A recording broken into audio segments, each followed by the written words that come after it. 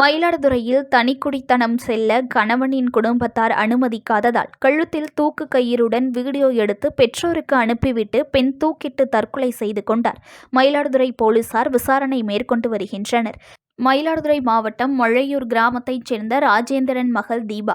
இவர் மயிலாடுதுறையை அடுத்த பல்லவராயன்பேட்டையைச் சேர்ந்த குலாம் மைதீன் மகன் இப்ராஹிம் என்பவரை காதலித்து இரு வீட்டார் சம்மதத்துடன் 2016ஆம் ஆண்டு இஸ்லாம் முறைப்படி திருமணம் செய்து கொண்டனர்.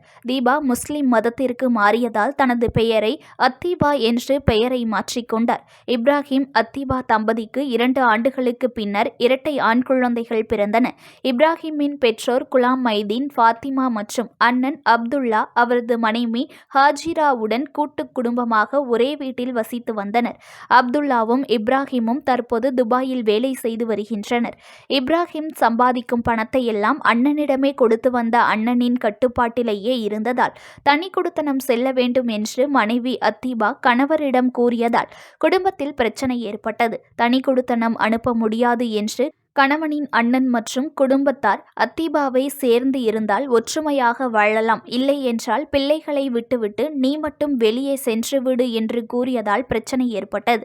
கணவன் மனைவி வாழ்க்கைக்குள் கணவனின் அண்ணன் மற்றும் அவரது மனைவி தலையிடுவதால் மன உளைச்சலுக்கு உள்ளான அத்தீபா இன்று காலை பல்லவராயன்பேட்டை வீட்டில் தனது கழுத்தில் தூக்கு கயிறை மாட்டிக்கொண்டு தான் இறந்த பிறகு என் பிள்ளைகளை பத்திரமாக பார்த்து கொள்ளுங்கள் என்று செல்போனில் வீடியோ எடுத்து அந்த பதிவை பெற்றோர்களுக்கு அனுப்பிவிட்டு தற்கொலை செய்து கொண்டார். இச்சம்பவம் அறிந்த மயிலாடுதுறை போலீசார் அத்தீபாவின் உடலை கைப்பற்றி பிரேத பரிசோதனைக்காக மயிலாடுதுறை அரசு மருத்துவமனைக்கு அனுப்பி வைத்து 194 இயற்கைக்கு மாறான மரணமாக வழக்கு பதிவு செய்து விசாரணை மேற்கொண்டுள்ளனர்.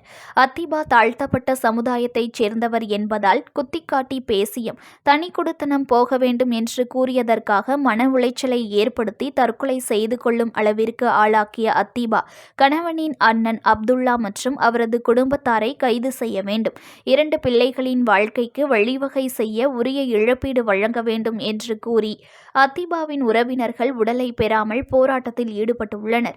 அத்தீபாவிடம் கணவரின் அண்ணன் அப்துல்லா வீட்டை விட்டு வெளியே செல்லுமாறு கூறி வாக்குவாதம் செய்யும் ஆடியோவையும் காவல்துறை வசம் வழங்கி உரிய நடவடிக்கை எடுக்க கோரிக்கை விடுத்துள்ளனர்.